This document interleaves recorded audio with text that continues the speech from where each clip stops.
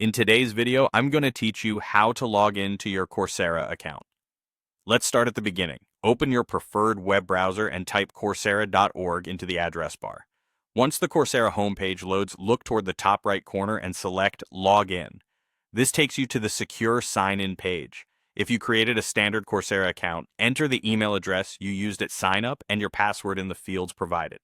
Double check for typos, and remember that passwords are case sensitive, so make sure your capitalization is correct. When everything looks right, choose Login to access your dashboard and continue your courses exactly where you left off. If your company or university provides access through single sign-on, you'll use your organization credentials instead.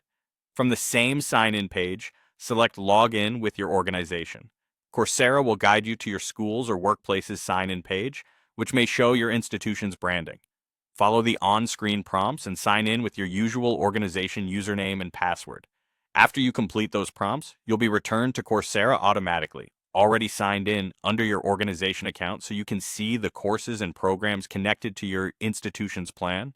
You might also see a Continue with Google option. If your Coursera account is linked to a Google identity, click that button. A Google window will appear asking you to select or sign in to your Google account.